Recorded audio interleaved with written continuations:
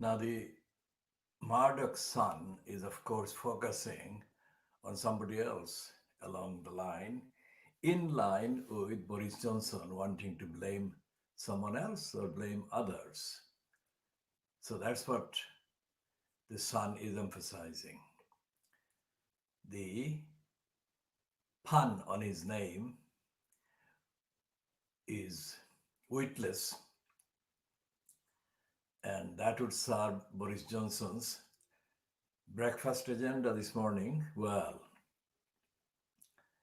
because this one and others in the so called civil service or in the government appointed positions can be blamed by Boris Johnson for Boris Johnson's failures. So that is the Murdoch scum.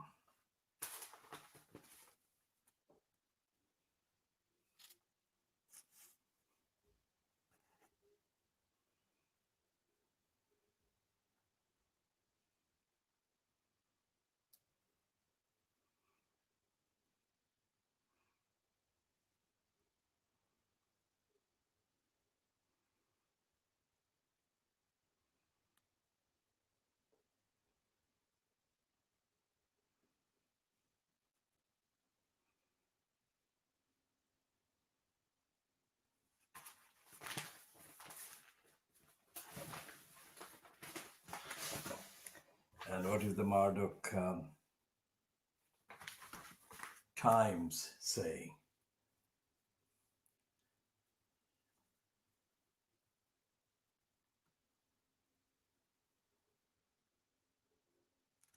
So the curfew will last for 6 months.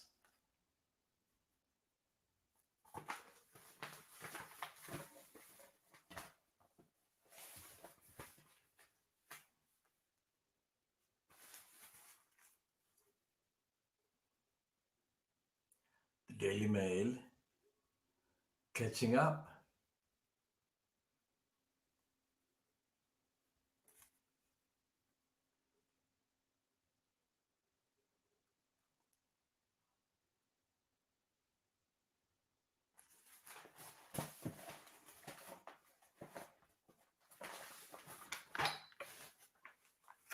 And the Boris graph on Monday, the 21st of September 2020. So whose last chance saloon?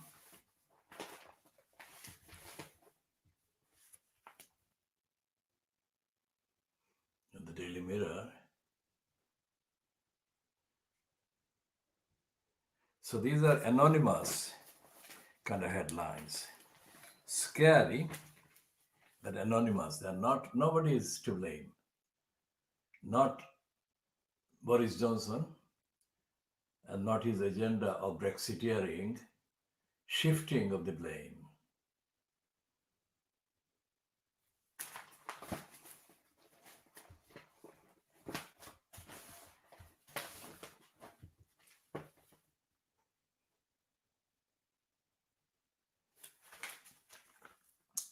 And Sunak is staging another U-turn and retreating from the threat to stop the so-called support. Now, this is business support.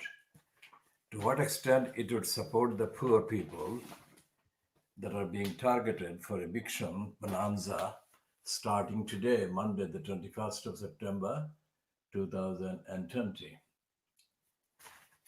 So what is happening today is there is nothing in the front pages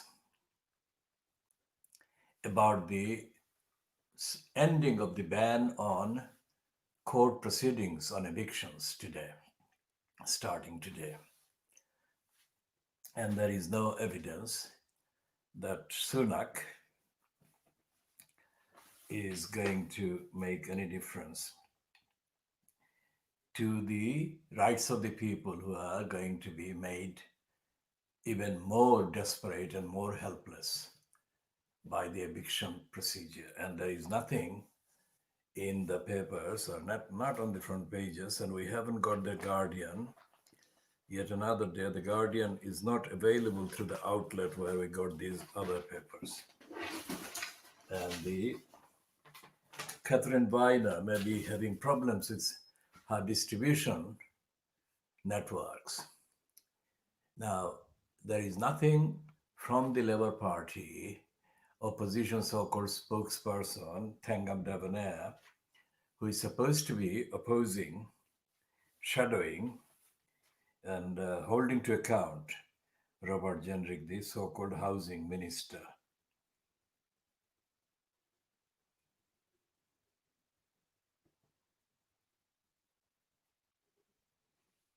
And the Financial Times is talking about two bleak kind of items for big business and fascists. There is Middle East strongman consider life after Trump. So it is at least theoretically possible that Trump will be ousted at the so-called election scheduled for November. I say so-called because Trump has been already discrediting the election months ahead of the election. He has been discrediting and he has been manipulating to discredit the election because he thinks that he's going to lose the election. That is what appears to be the case. He may still, quote, win.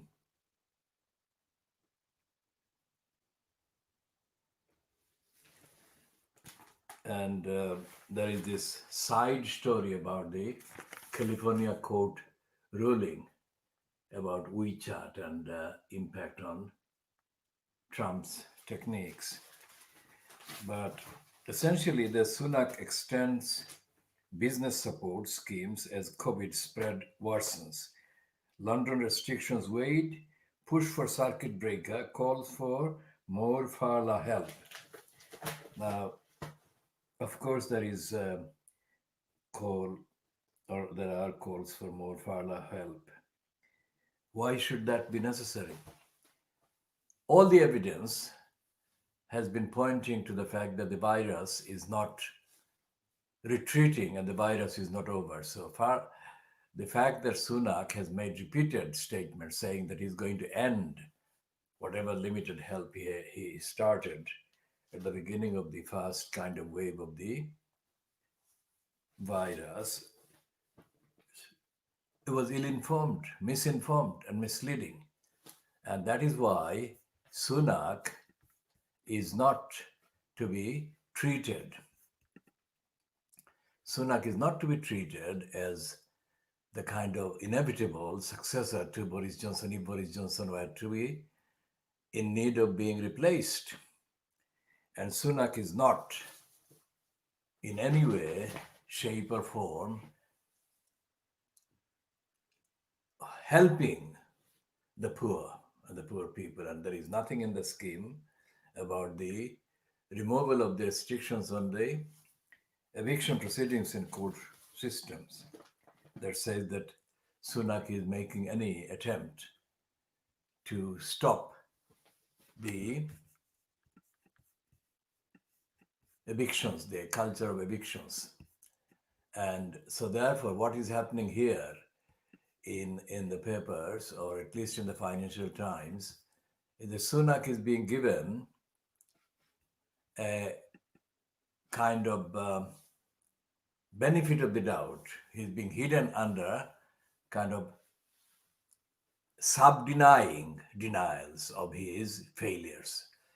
And his failures to deal with poverty and to deal with the lack of housing and lack of low income is consistent with the failing agenda of the Financial Times. The Financial Times is not critical of Sunak today, and it never is critical of the conservative agenda. Not critical to make any difference in the understanding and the perception and the kind of record.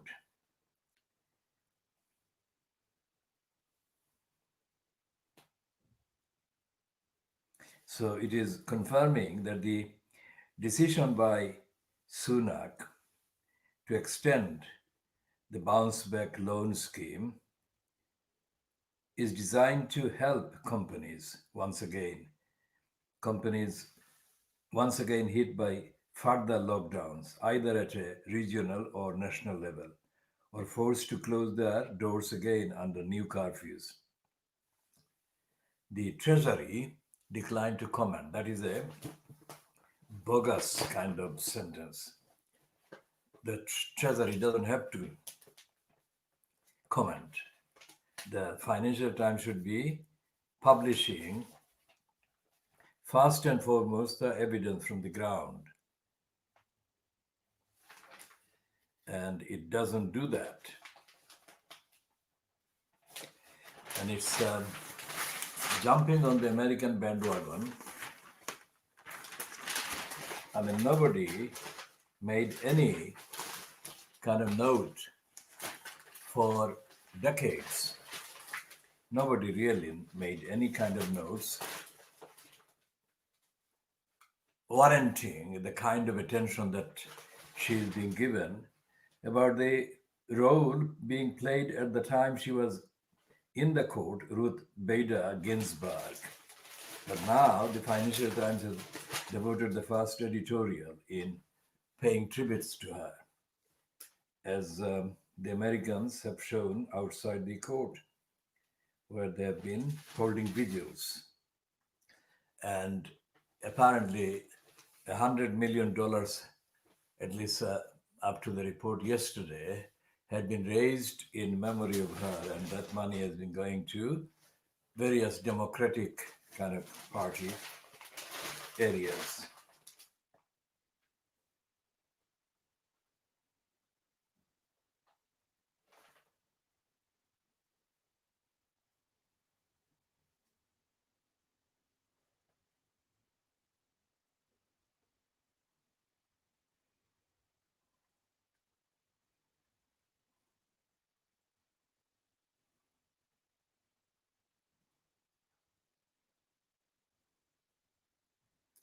And there is an interesting linguistic note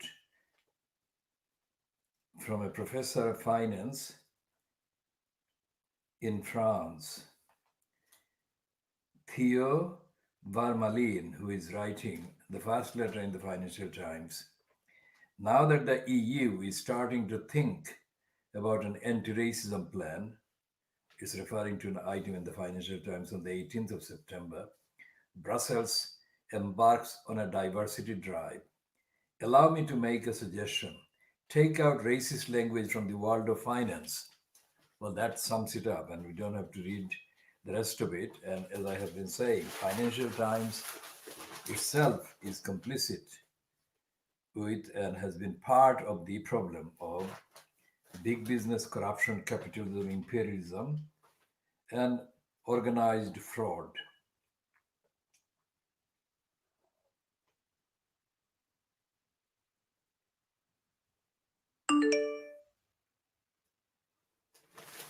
And there is this question about migration. There is a book, The Next Great Migration. It's a book promoted, it's a book by Sonia Shah, Bloomsbury, at 1499. And this is the related kind of thing, topic, that as a result of the kind of bandwagoning of many trendies following the Black Lives Matter kind of slogan, there are books and theses and letters in the Financial Times being written about racism and trying to promote migration for what it does. It does save.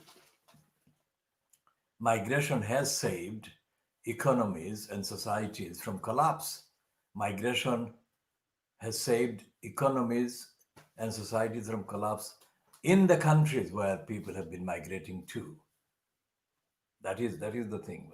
So the Sonia Shah piece about the next great migration, the story of movement on a changing planet.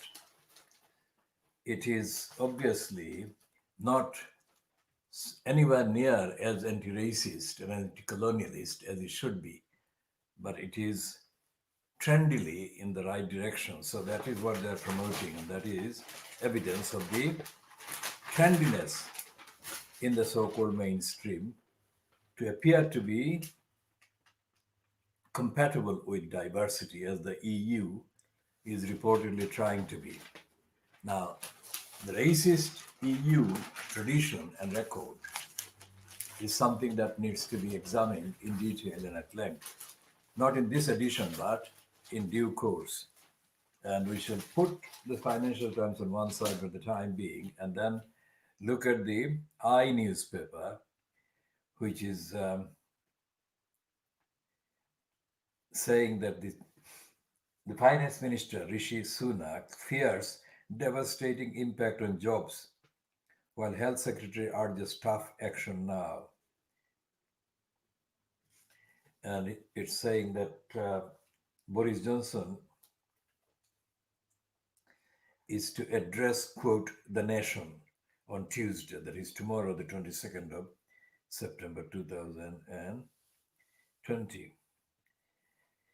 And it has got nationwide curfew, ban on households mixing, and pub shutdown, all considered by number 10. And Chris Whitty, the chief medical officer,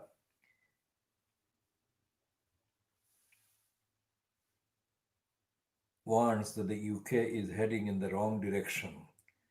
We are at a critical point in the pandemic and to expect a very challenging winter. That is what Chris Whitty is saying. The same Whitty who has been mocked by the Murdoch Sun on the front page as Whitless. And on Scotland, Keir Starmer is saying that the Labour Party doesn't want a second referendum in Scotland. There are 2 pages on Whitty in the I newspaper. Whitty warns the UK is going in the wrong direction ahead of tougher rules.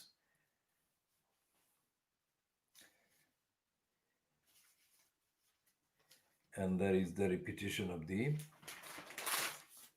line that the cabinet, Boris Johnson's cabinet, is split on tougher rules. And in Europe, the virus is on the rise, and there are also increasing protests against various measures being taken by various governments. Now, what it continues to show is that all across Europe, whatever the kind of local differences between 2 countries in Europe or 2 states in Europe, the evidence strongly supports the conclusion that they have been unprepared as the UK. So the UK's unpreparedness is consistent with the rest of the Europe's unpreparedness. And what have they been doing? All these years, all these decades since 1940s, so-called end of the so-called Second World War, they have been saying that they have been working efficiently and peacefully and for peace and growth and prosperity and all the rest of it. A kind of account, an audit of the collective states that make up Western Europe, otherwise also represented mostly by the EU.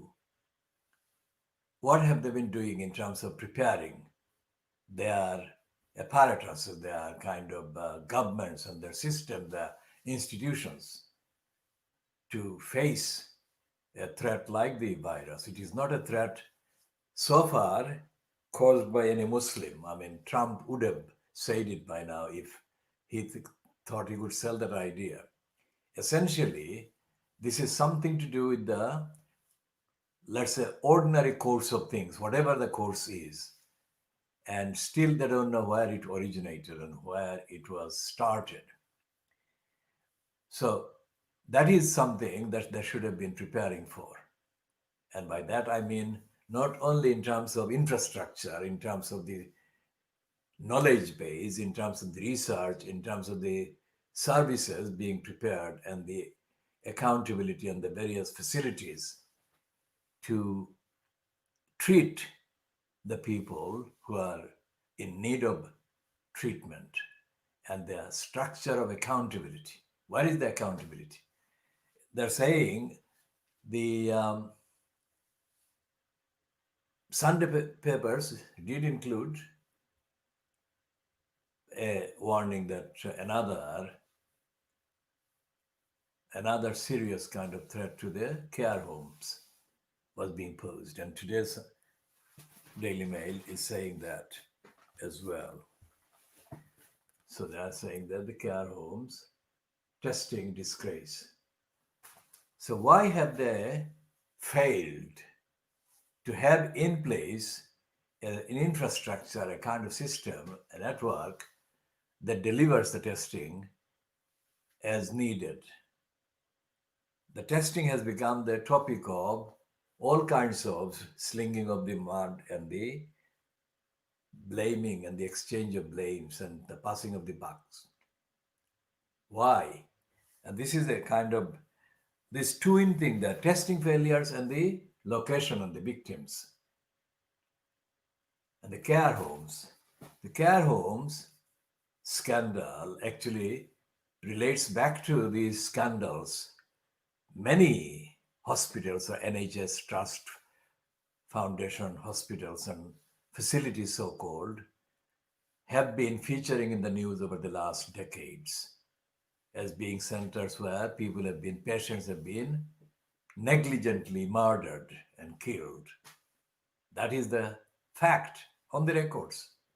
And there has been no one has been actually, none of the managers and the overpaid people in the bureaucracies that control these so-called health facilities has been prosecuted. None of the people has been held to account. And none of the lack of accountability been replaced by accountability, manifest accountability that is needed by the particular victims of lack of accountability and their relations in the case of those who have been caused to be killed by negligence and incompetence and prejudice and other active kind of agenda harbored and carried out by individual managers or individual decision makers. Among the many managers and decision makers, the individual decision makers must have been also involved in proactively causing premature and avoidable and unnecessary and unjustified and illegal and murderous deaths of patients. So this Daily Mail front page has to be seen in the context of years of disgrace and negligence in the so-called home health, care homes and hospitals and similar institutions that are kept in public cost to provide care and which have not been providing care. And the Daily Mail then says inside the page that a circuit breaker is a commentary by a doctor who is an NHS GP, who is saying that the only safe, humane response is to shield the vulnerable and encourage the rest of the population to build up collective immunity. We can't wait for a vaccine and we can't hide from the virus. Trying to eradicate an endemic disease with a short circuit breaker lockdown is unscientific nonsense. Instead, we need to look after the people at most risk by ring-fencing their jobs and paying their bills while they self-isolate.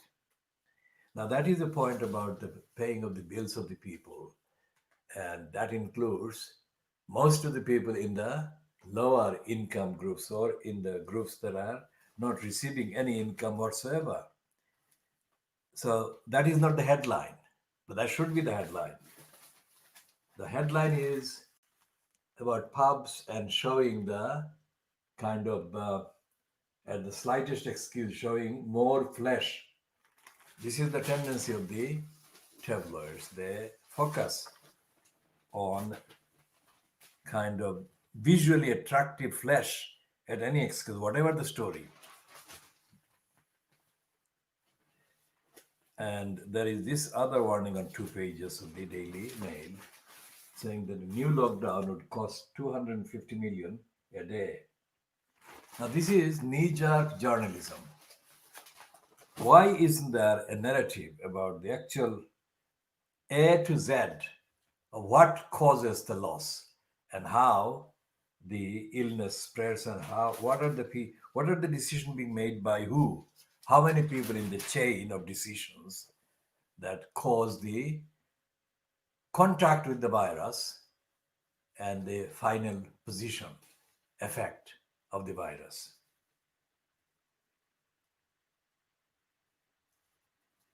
And here is the latest promotion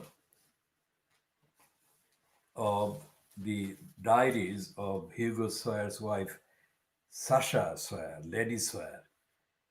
And this is the promotion that they can't resist.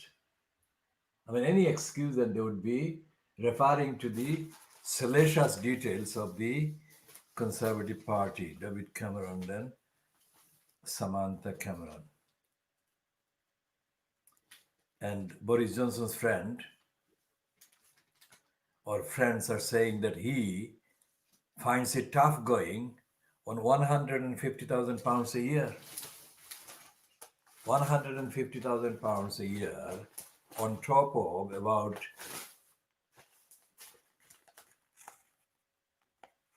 excess he has in addition to facilities and amenities and services worth billions of pounds. And he is finding it tough going. Now the guy is in total denial, as are his friends.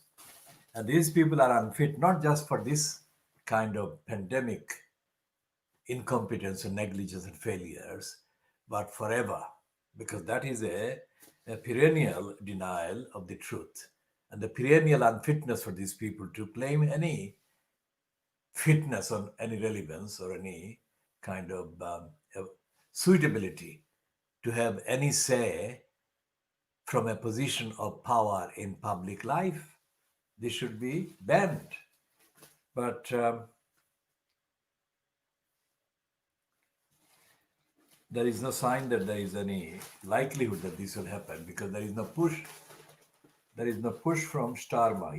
Starmer is actually pushing against the Scotsners.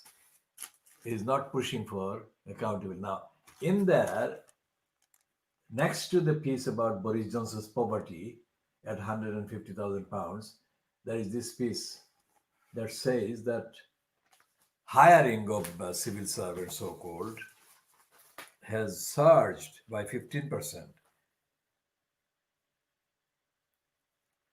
And they are at £100, at least £100,000 a year. And there are 1,560 of them. The number of Whitehall mandarins on £100,000 or more has gone up by 15% in just 12 months. Now that has to be seen in the context of the Conservative always saying that they're cutting bureaucracy or cutting so-called civil services kind of numbers. So this is something that has happened in the last one year, which is most of Johnson's reign in post or frontage. So there are two pictures of one man, Ian Booth, his submarine delivery. He's on £275,000 plus £180,000 bonus. And there is a person called Ruth Todd, commercial role. She's on £229,999 salary. Now these people have additional other perks. So she would have almost £500,000. And that other one is, of course, already £500,000. And he must have other secret kind of parks.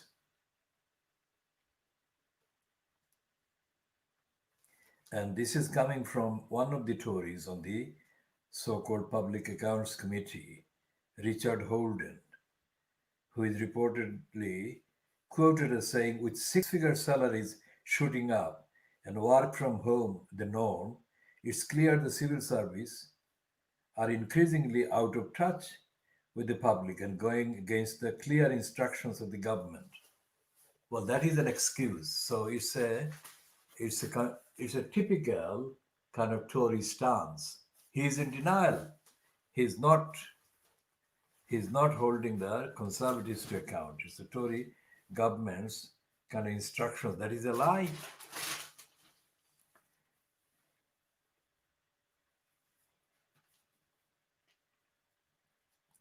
And there is a plug for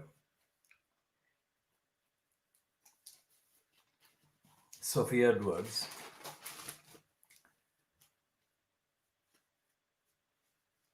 And a plug for Keir Starmer. And they have a go at, even in that plug, have a go at Ed Miliband. The Daily Mail can never accept Ed Miliband as rehabilitated. They're still having a go at him.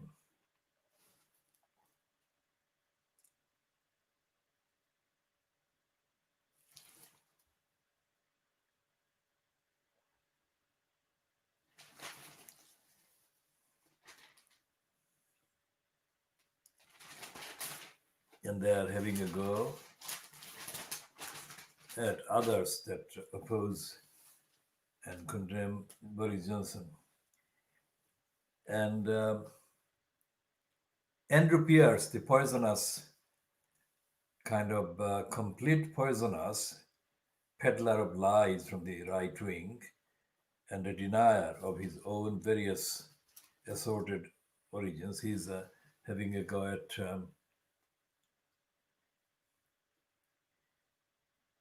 the Labour Party and having a joke at Boris Johnson's kind of expense that he's a stranger than fiction as a prime minister.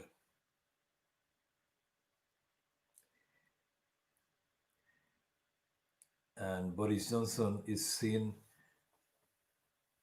halfway putting on his mask as he gives a Bible reading on Spitfire's 80th anniversary. Spitfire, the plane that was featured in the myths that they created about the Second World War. Part of the mythology. And there is this rare piece in the Daily Mail about the HSBC turning blind eye while criminals laundered millions.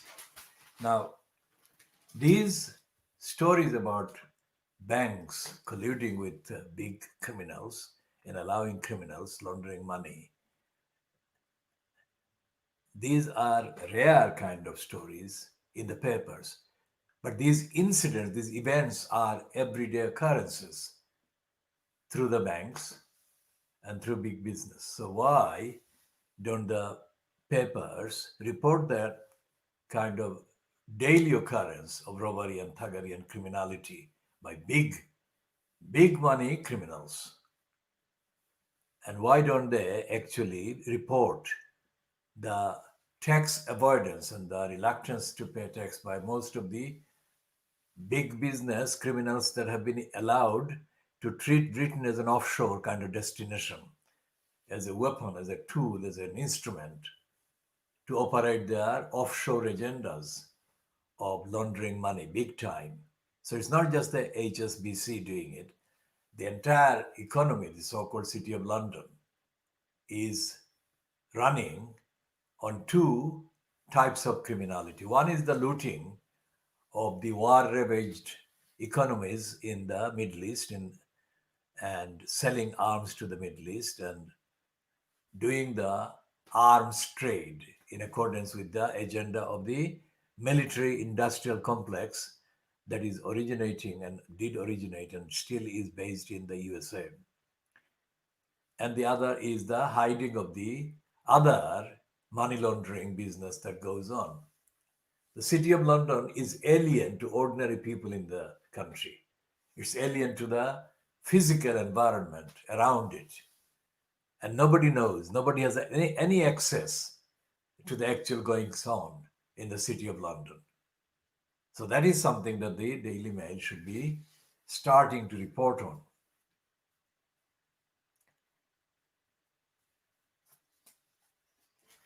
And there is this multi-billionaire from Kazakhstan who has got a place in East Sussex, East Hoathly in East Sussex, where he's featured as having a standoff against the local people about his plan for 205 homes in the 12th century village. So that's one big kind of moneyed migrant that is not treated as a migrant at all. See the difference in the Daily Mail's language. The Financial Times publishes the French academic's letter asking for racist language to be dropped altogether. But the Daily Mail is perpetuating racist discrimination based on wealth. If there is a wealthy, very wealthy kind of migrant, then they don't call that person a migrant. They call the migrant only the ones that are the poorest and most vulnerable and most desperate to find a refuge and an asylum.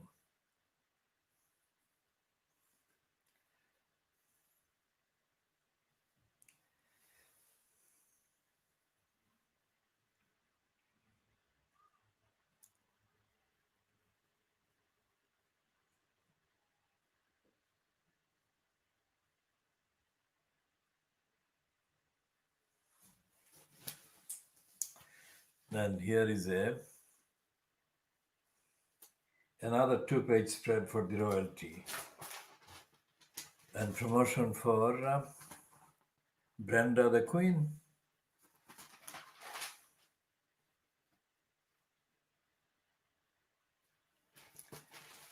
And here is the promotion for the luxury homes and those who buy and sell the luxury homes. There is no feature in the Daily Mail about the evictions, the homelessness, and the other causes of poverty and the denials of poverty. And there is absolutely nothing about the role being played by the enemies of the people. Daily Mail is the one that ran the story about the Supreme Court judges being enemies of the people when the Supreme Court is about to formally consider the first of the two big cases brought by Gina Miller as the fronter against Brexit. Now, if the Daily Mail was attacking the judges on behalf of the people, then it is 3 years since it did that. So where is the evidence that the Daily Mail is for the people? There is no evidence at all. It's only using the people as a kind of fodder to cite the people, mention the people, to carry on its own agenda, which is to support the conservatives and big business. So the cabinet is split over second lockdown. That is what it's saying, the I newspaper. That is not news, because that is part of the kind of diversion. They should be talking about the evidence, and the I newspaper is not talking about the evidence. It is talking about the split, which is a spin. And the Star, the Daily Star, is running a piece about the turkey, Christmas turkey trade. And there is a very distracting promotion on the front page for the ex-BBC breakfast fronter, Susanna Reid, who is selling the line that she was terrified by COVID and had nightmares and other things. I would grass on next door, she's saying here. And there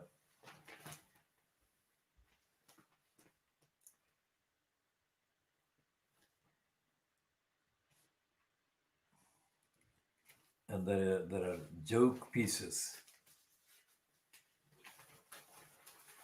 There are joke pieces about the virus.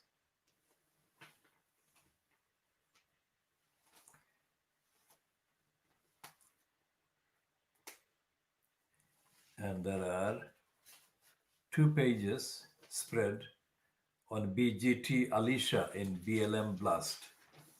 It's the diversion away from the failures of the system and failures of the BBC to actually broadcast the truth. Instead, the BBC is being pilloried, tabloid pilloried by the BBC. That's Susanna being featured as a victim of the COVID. It's a victim, the type that they can sell the paper on. So the Daily Mirror is, of course, doing the tipping point in the virus fight. But it is not, again, carrying the journalism that reports the evidence and is, let alone talking about the last 30 years, 40 years, 50 years of the attacks on the idea of a national health service, the attacks on the standards that public service installations and structures and institutions and agencies should be kept ready to serve the people when the need arises. As I said, right across the Western European countries, also correspondingly, broadly speaking, represented by the EU bloc, there has been the same lack of preparedness, lack of accountability. And these are the same kind of sources that have been parading themselves collectively and separately to the countries in Africa and Asia as the model nations, model cultures. And the assumption of their being model and ideal is exposed in the rampant racist kind of lurch to the right that has been happening in the last 5 years, last 10 years. And the contrast with the token one-off decision made by Angela Merkel in Germany to cool things. Angela Merkel's decision to let in a large number, compared to the entirety of the rest of Europe, large number of, quote, migrants, actually saved Germany, as I have been saying, from total explosion. Because there would have been other attempts, other kind of activities that would destabilize Germany, which Germany could not and still cannot afford. So Angela Merkel cooled that potential explosion. And yet she was condemned roundly by the British racists on the Fleet Street, completely led the attack on Merkel, being practical and realistic in the context of the migrant crisis that she was tackling at that time. So apart from Angela Merkel, the rest of Europe, France included, has been promoting and backing and supporting and acting as apologists for the racists and the anti-migrants for the last decade. And the Brexit hysteria was inevitable if it was allowed to happen. And David Cameron allowed it to happen because the UK papers, the Daily Mirror included, the UK establishment, the mainstream, and the substreams have been nothing but racist and unrealistic and untruthful and dishonest, and they have not been providing the evidence to the readers and the supporters, advertisers, whatever, of the actual basis of the economy, the British economy, in the last 70 years. And they're still not doing that. And the Financial Times, as I said, is the main kind of sample or symbol or the flag carrier of the deniers, because it says, calls itself the Financial Times, thus suggesting that it is about the financial truth, but it never does live to that expectation. So the whole mainstream, including the Financial Times, the print mainstream, is in denial about the UK's and the Western Europeans or Western Europe's dependence on other countries. Colonialism as label, imperialism as label, they have been replaced by new kind of tactics that are promoting the same agenda, the same interest, the same dishonesty, and allowing the same robbery and criminality and looting of those countries that were formerly colonized by not just the UK. UK, of course, had the largest areas and the largest numbers of countries it colonized. But even small states like Holland and other Western, of course, France, had colonies in Africa. And in the case of Holland, in Asia, Indonesia. So when they say, the right-wing, the racists, say in Holland, say that too many extremist Muslims are in their country. For a start, there never have been too many extremist Muslims. So even if there were, they were created by a combination of colonialists continuing the colonialist policies. So their hostility to the kind of Indonesian ones, the Muslims, is to be linked to their role as imperialists in Indonesia. And quite apart from the so-called extremists, there is the resentment against colonialism that is bound to be there. As rationalists, as logical people, enlightened people, educational people, how is it that they couldn't understand that connection? That if you deny people the rights, then there would be a response against the denial. And that should be extrapolated to cover everything that is happening across Western Europe today, and including especially the failure of these countries and these economies, these so-called societies, to prepare. The British right wing, the extra right, is talking about the UK following Sweden. That is a multifaceted stupidity. Because for a start, they're not saying how Sweden is actually overcoming, if it is overcoming the virus. How? What are the things they're doing? Because yesterday one of the papers said that the reason why there was a lower kind of rate of spread and infection across Sweden was because of the way Swedish society is organized. That they don't go to the church, they don't assemble in large numbers in pubs, and many people live in individual isolation and in small homes. And so that is what they're saying as the reason, or as the definitive kind of explanatory kind of reason, evidential base. And yet they're saying otherwise, that UK should follow Sweden, that comparing two different concepts, two different sets of facts.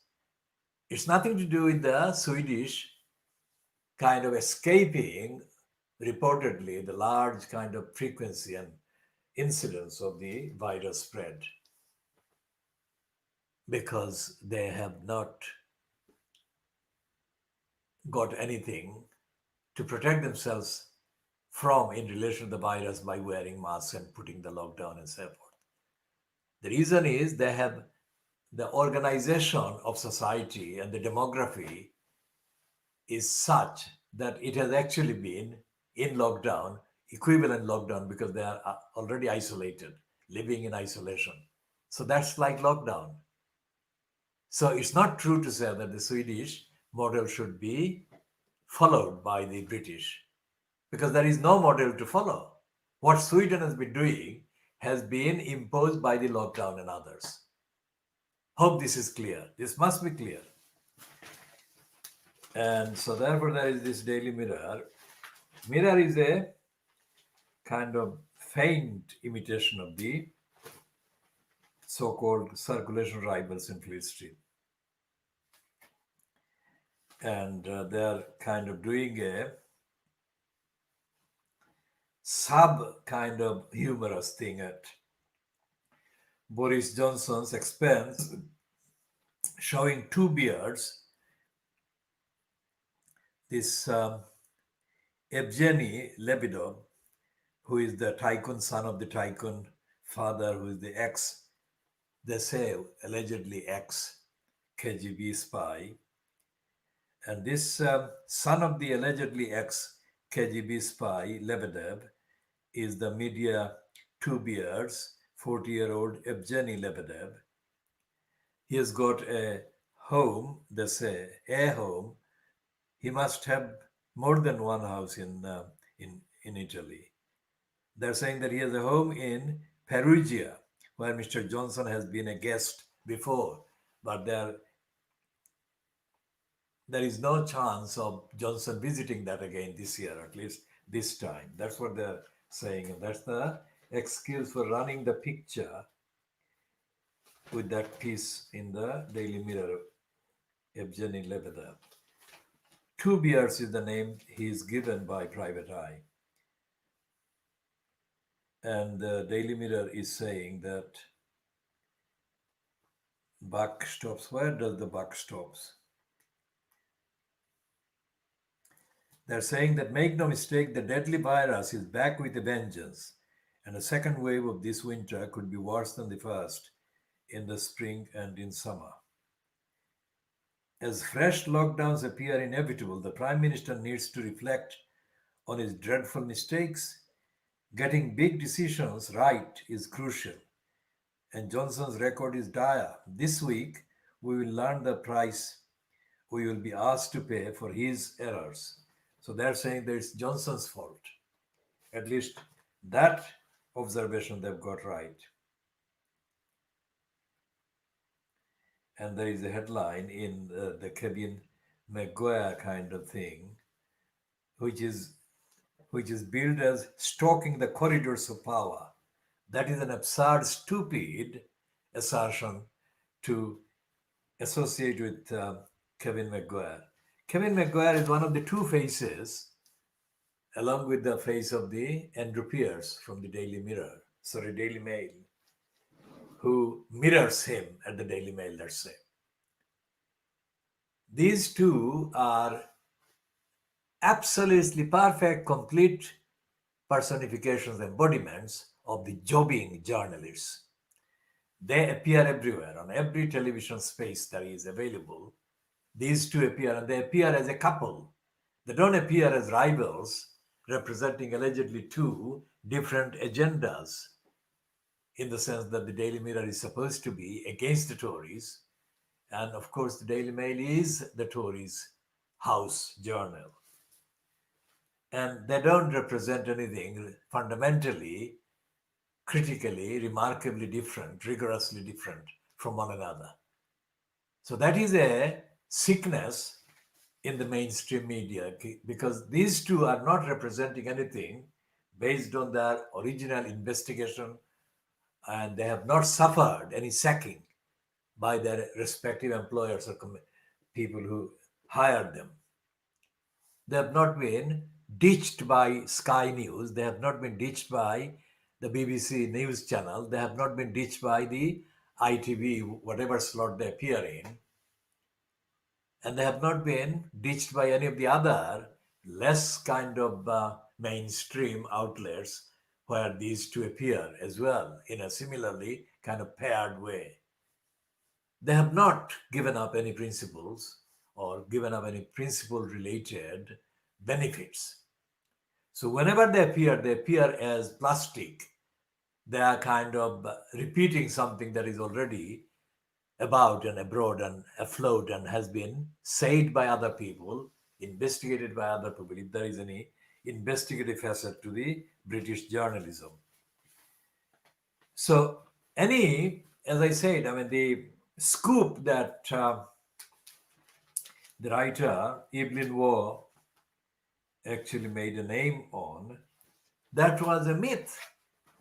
The scoop was myth, but it has been later described as being connected to Bill Deeds, who later became the editor of the Telegraph and was an MP before that. And Bill Deeds, even if Evelyn Waugh based his scoop on some facts related to Bill Deeds or a similar journalist in Ethiopia at the time, all these decades, and that happened before the kind of second so-called World War. All the decades, nearly 100 years now since the scoop was devised or kind of researched, the Fleet Street has not done anything remotely comparable to any suggestion of investigative journalism. And there, I also include again a reference to the complete stupidity and lack of any purpose in terms of journalistic values in the National Union of Journalists. As I said, I have been a member of the National Union of Journalists, but my membership time was kind of coincided with my witnessing the evidence of the rank stupidity, backwardness, and lack of relevance by the absolute majority of my fellow journalists, NUJ members who were attending those meetings that I did attend and suffer. There was no enlightening discussion. There was no liberating discussion. There was no journalistic discussion. There was no investigative zeal or enthusiasm that I noticed in a single one of the fellow members of the National Union of Journalists that I attended these meetings alongside and along with. And in the decades that have passed, there is nothing, there is no difference in the behavior, in the agendas, in the priorities of the National Union of Journalists. And I can extrapolate that to include all the trade unions. I mean, the worst of the trade unions, kind of as a bloc, was always the person who was the Secretary General of the TUC, Trades Union Congress. And I suffered mostly during Len Murray. And before that, there were other people, but Len Murray was the lasting, he lasted longest as the Secretary General or General Secretary of the TUC. And there is Francis O'Grady now, who is as bad as Len Murray and as bad as the predecessors. So the trades unions in this country, in the UK,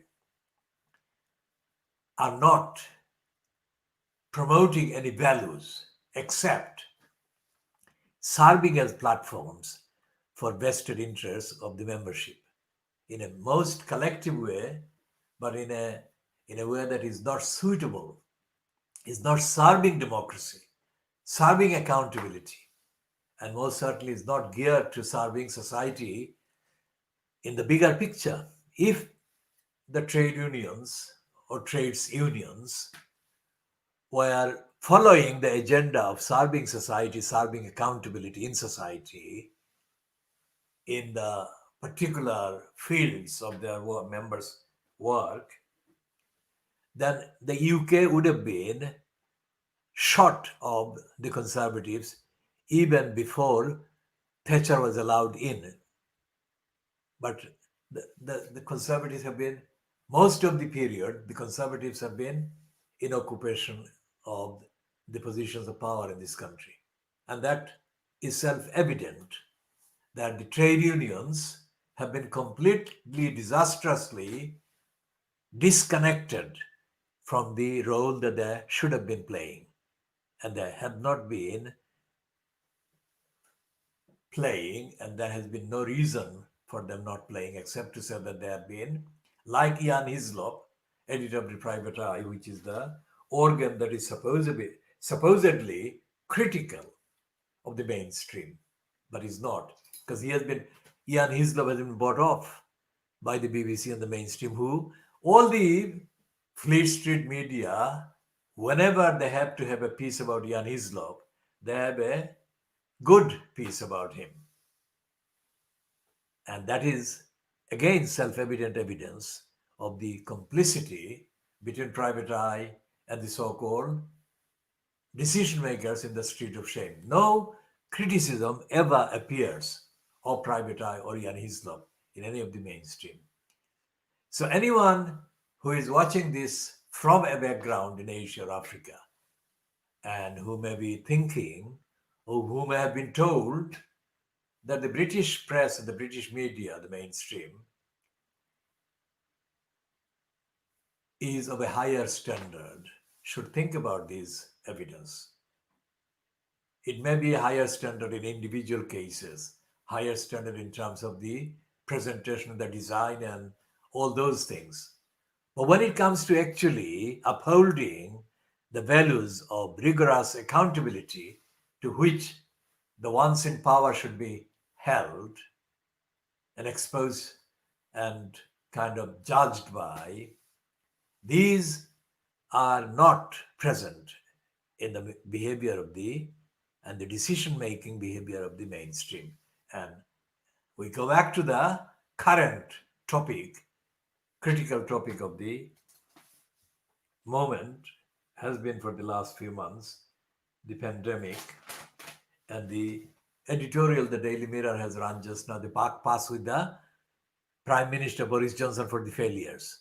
That is true. But this is a slogan.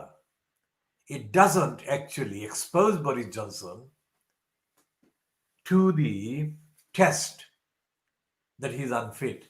Test based on the reference to the series of daily denials, diversions, and deflection that the government is indulging in and is being allowed to indulge in by the media, by that line of lies and denials and deflections and distractions.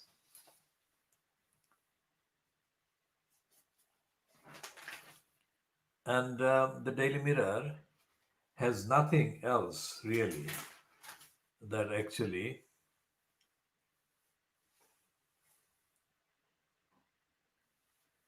on the investigative side. They've got a piece for the Labour Party, Keir Starmer, and the Shadow Chancellor Annalise Dodds. And Starmer is actually featured here on the same page as a patriot. Now, this is absolutely ridiculous. I mean, patriotism is never a natural thing. Patriotism is a slogan at the best of times. And nobody should be using patriotism as a given. Patriotism is a label used by people who are intolerant of democracy, of accountability, fairness, equality, justice, and universality to be open and openly available for everyone in society.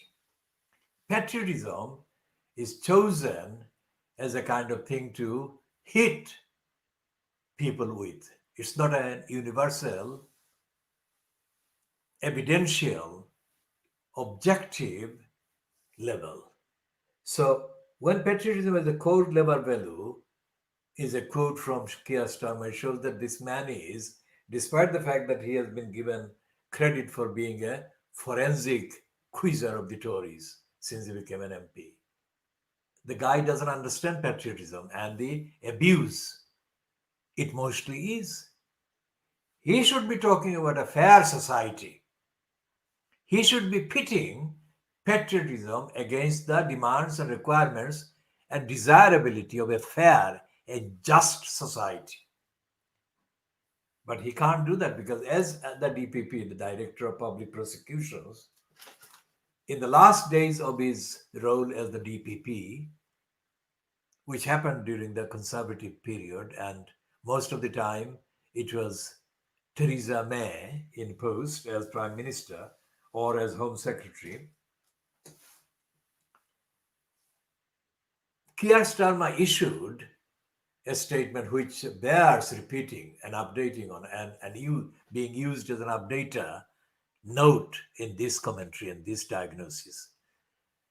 Literally weeks or days before he left the post on mandatory retirement after 5 years, Keir Starmer, a Labour supporter, or at least not a conservative or an outright out and out conservative, issued a series of statements which condemned the poorest parts of the population who were claiming benefits because of the poverty or their poor health or the lack of available jobs, whatever the actual circumstance affecting each individual. Collectively, he targeted the poorest and the most vulnerable. And he increased the Director of Public Prosecution was doing it. He wasn't doing it because he was told to do that. If he was told to do that by the Conservative government, that he has not kind of published and he has not kind of linked his own draconian attack on the poorest. And he said that the Crown Prosecution Service, the DPP, would increase the penalty for against those people, the poorest people, remember. Now, this was happening while this country was still ranked as one of the top, quote, wealthiest countries, and it still is in terms of the league table. However, the wealth is amassed and perpetuated, and however the world class, world level, world scale kind of robberies take place via the offshore status that Britain is treated as and treated to, and by the City of London, the country remains in all the lists and the league tables as one of the wealthiest. So wealth has not left this country's kind of status, if you like, or control during the last few decades. So there is no justification for there to be millions of people in low income. There is no justification for there being millions of people without home, the right to home, right to housing. Not the commercial market right to trade in housing, but have homes and housing rights, and have employment and employment rights, have basic income as human rights. These are all compatible with and actually are required in the legislation, in the charters, in the declarations, in the conventions and the agreements that the UK has signed in the last 73 years. So what was this licensed law trader doing as the Director of Public Prosecutions? Adding to the penalties against the poorest while he was about to leave the job. What was he doing? What kind of lawyer was he? What kind of barrister was he? What kind of, quote, QC was he? What is the basis on which this tag QC is added to certain members of the licensed law trading ranks of barristers?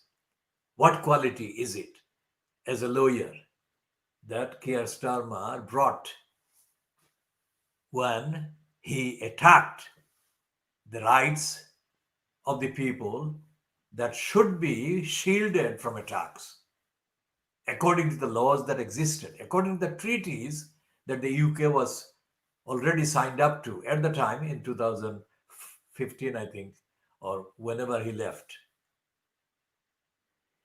So the Daily Mirror is being dishonest in promoting Keir Starmer in that way. Patriotism, a core labor value. There is no need for patriotism. A fair and just society includes all the qualities, good qualities of patriotism, if there is anything needed by way of patriotism. So just society, fair society, an equal society, and society compatible with the best aims and objectives and charters and declarations that the UK has been signed up to. That society needs no patriotism and, by suggestion, no racism, no harking back to colonialism and imperialism. But Starmer is way, way, way, way far behind or far away from that. So they've got a double page spread here, pages 6 and 7 of the Daily Mirror. They said there is no need to panic. They've got a kind of counter to the panicking headlines that are all over the papers today and were on Saturday and Sunday. And there is no evidence that Starmer is holding himself to account by any of those standards.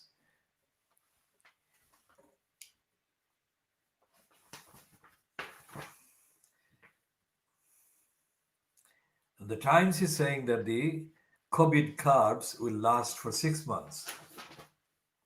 And that is peddling the warning from number 10, that is on behalf of Boris Johnson.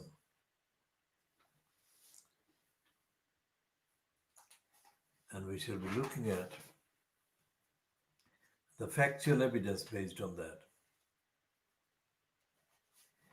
Now, the Times is repeating the line of patriotism by Keir Starmer.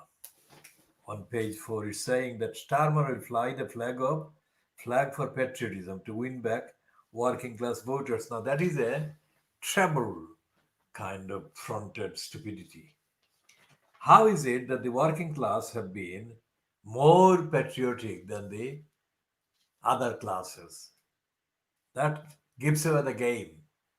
That the Labour Party has failed to tell the working class that it's not patriotism, it's fairness, it's equality, and it's justice that are important to their lives and everyone's lives. There is no such package in patriotism, except in the excuse to shriek slogans of hatred and racism if it is exposed to the basic patriotic kind of display. All the patriotic displays are full of racism, full of hatred of other people, full of harking back to unreal, untruthful past. There should be a slogan that is more acceptable to and suitable to the majority of the people and their lives and their condition, their experience and their circumstances.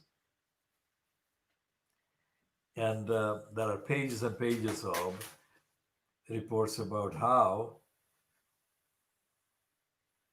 the schools are not ready and not coping, and other parts of society are not ready to cope with the next or the current even state of the virus affecting the country. And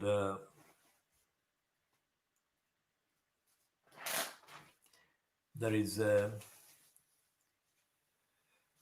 piece about the same kind of thing that we saw in the papers in the Sunday papers. I think that they said the Mail group, Mail on Sunday, and it's saying that on page 20 of the Times today is a piece by social affairs editor Greg Hurst, and it's saying school funding unfair to poor white peoples. Now, I have been campaigning for educational rights and equality for decades, and I have said that the education authorities, local councils, and the Inner London Education Authority, where I spent 4 years, good 4 years actively on the schools committee, where I was on one side of the debate and the rest of the members on the other side.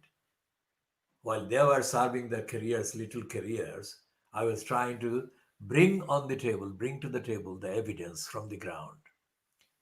And I said that the racism and the racist discrimination operated by ILES schools, so schools in inner London at that time, in that context, was a part of the betrayal of the education purpose of the schools. And the betrayal included betraying all the pupils.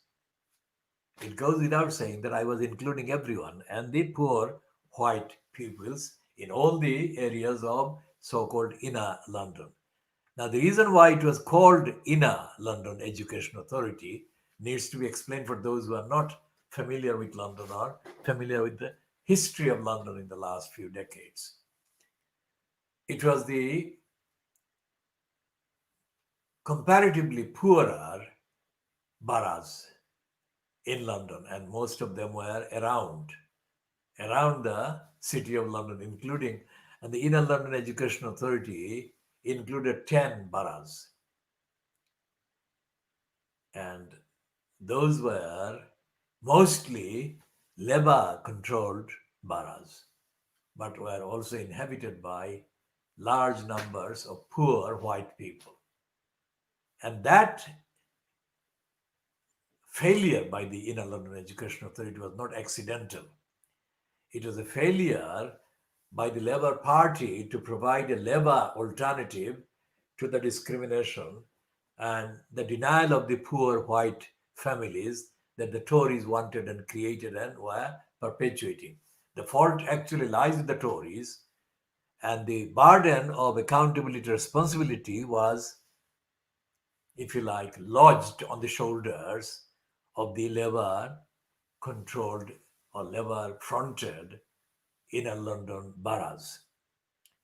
My battle continues, but my battle at the time in the Inner London Education Authority during the 1980s, from starting say 1983 onwards up to the end of the Inner London Education Authority, which was scrapped by Margaret Thatcher's Conservative government. Now, the battle was equally kind of fierce. Me on the one side, mostly in debates held in room 166 in County Hall, which is now something else there, hotel or whatever. County Hall opposite the Palace of Westminster on the other side of the River Thames. And I'm saying this for those who are not familiar with the geography and the architectural structures in London. Now, the Inner London Education Authority had a good, numerically large number of Conservatives as opposition. There were only a handful of Lib Dems or SDP, whatever the name was. They were SDP, Liberal, whatever. So the main numbers of members of the Inner London Education Authority were Labour and Conservative. But there was no difference among them. Politically, when it came to the arguments based on evidence, sooner or later, they came to the same conclusion. I remained based on the evidence, not anything else. My thesis was and is and continues to be based on evidence. And the Labour Party never came across as being, on the ground, in practice, alternative to the Conservatives. And the Lib Dems or the SDP Liberals, of course, never were anything other than an extension of the Conservatives.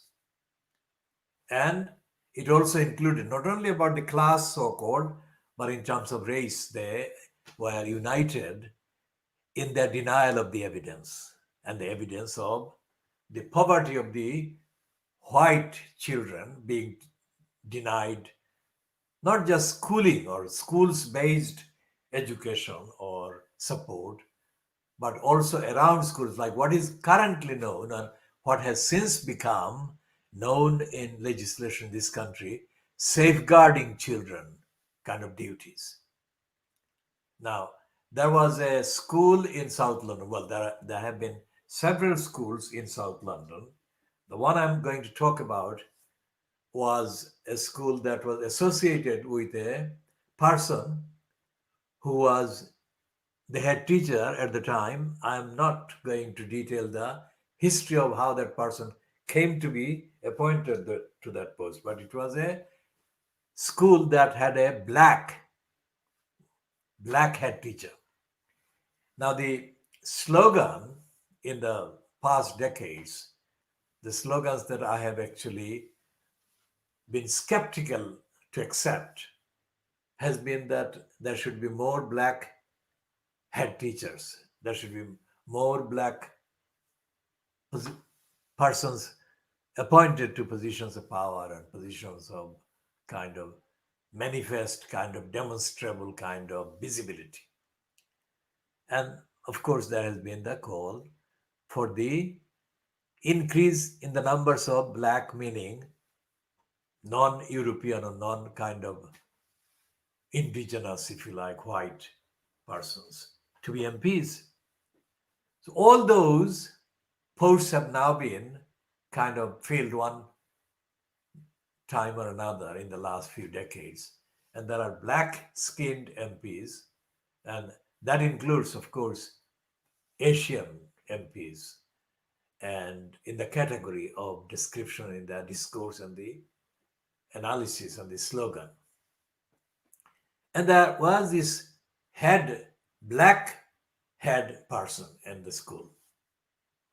Now, I spent a lot of time as part of my work, field work at that time, in the context of looking at the behavior of schools and the agenda being followed by schools, whatever the color or background or ethnicity of the head teachers. Because most of the head teachers I was studying were white head teachers. So I looked at the evidence of their policy and their relationship with the communities and if they had any relationship with the communities at all. That is a question. And this was happening at the time when the London Evening Standard and the Daily Mail, same ideology, were very intolerant of the tokenistic, even though tokenistic statements against racism that the Inner London Education Authority leadership, fronted by Frances Morel, had issued about the same kind of decade, let's say, not exactly the same time. So I looked at the behavior of the pupils that were leaving the school during school hours. And I was looking at the behavior of secondary school pupils. And I studied and I found them frequenting spots in the neighborhood, not far from the schools, but spots in the neighborhood where they would assemble and they do antisocial behavior, crime, and kind of even attack passersby and whatever. So when I tried to get the particular head teacher or head teachers to recognize what was going on and to ask them to explain why this was happening, the response was not fact-based. The response was completely irresponsible and irresponsive. And it was a response in denial. Now, those pupils in particular kind of catchment areas probably were more in one area, more black African background, and in others they were more white than African or Asian background. But the essential failure was happening. The children were being allowed to leave schools in significant numbers and congregate outside for the sole purpose of being antisocial. And in many cases, the neighborhoods that they were being antisocials at or near, many people there were feeling intimidated. And so therefore that was happening in the 1980s. And I have to say the 1980s in London were also the years, most of the years, where the London democracy was carried by, if you like, the Labour Party, because the Greater London Council was in Labour Party control, fronted by Ken Lying Still Livingstone. And the Inner London Education Authority, although it was an independent authority in that way, it was actually a part of the Greater London Council. It was the Greater London Council's education part. So whatever it was, whether it was the GLC or the Inner London Education Authority, both of them were numerically in Labour Party control. And so my debate was against the GLC and the ILEA on the evidence of their failures, of the betrayal of the pupils, black and white, every kind of background.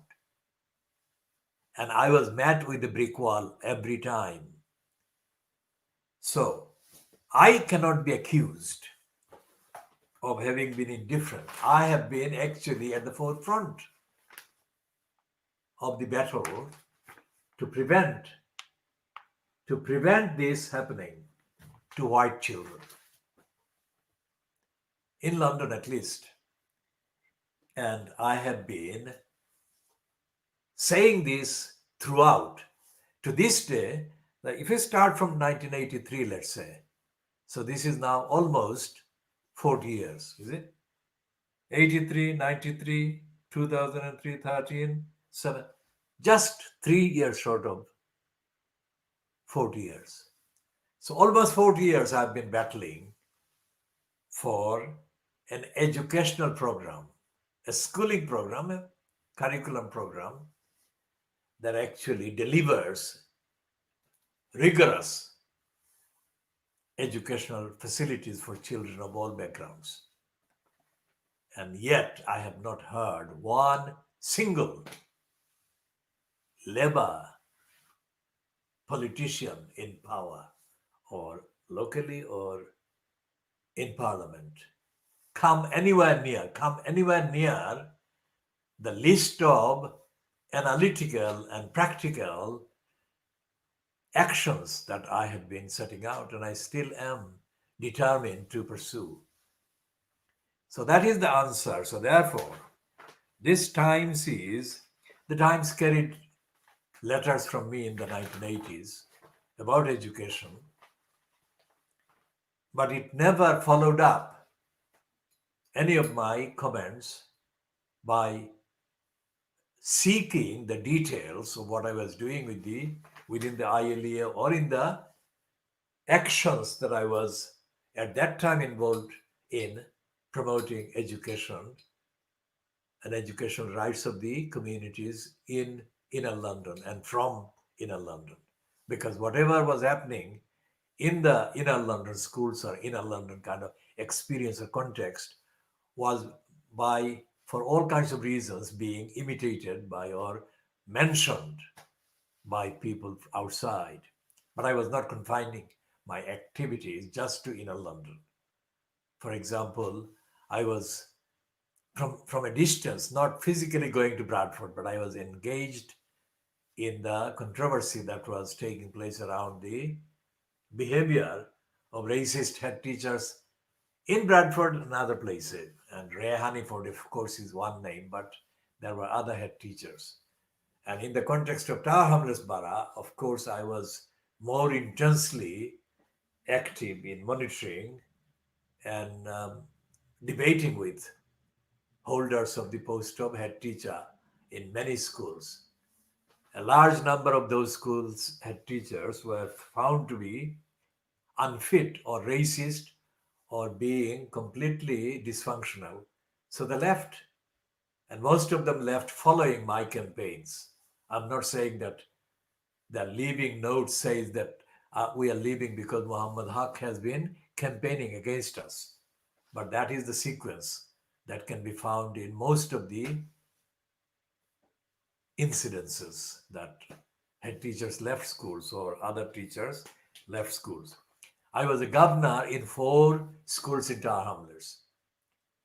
And although I was a governor in 4 schools, the rest of the governors did not contribute anything like the amount or the quality or the frequency of contributions that I was making. That was too much for the Labour Party. And so therefore they decided they passed a resolution banning me as a governor in those schools because I was too actively articulating too many educational qualities. So they didn't want that. So anyone who reads this and wants to know the answer, I have given the answer. This is what was happening. The people who opposed this kind of discrimination against white children or black children or poor children, people like me who opposed it and tried to avoid this kind of thing happening, were being opposed by the controllers of the education authorities or the funding authorities like the central government in this country. I battled against the head teacher in the Isle of Dogs school, and I have evidence of how that school has changed following my interventions. So, what the Times should be talking about and is not talking about, not just about poor children, but poor white pupils, on every issue about housing, about schooling, about employment, and about crime and criminality. The Times is not reporting the various kind of sequential kind of stages of these activities or these activities. Just like I've been saying about the treatment of the pandemic and the virus and the failure to deal with it. The media is not reporting the sequences, the cause and the experience, the travel, the journey, the movement, and the effect and the consequence. And that is what is wrong with the media. That is why I do the diagnosis of Fleet Street in the way that I do. I bring in real evidence that is exclusive, world exclusive, just like the actual diagnosis itself. So we shall be talking about this in the next part, which will be part B. Now this part is coming to an end at exactly 15 minutes to 10 GMT on Monday, the 21st of September 2020.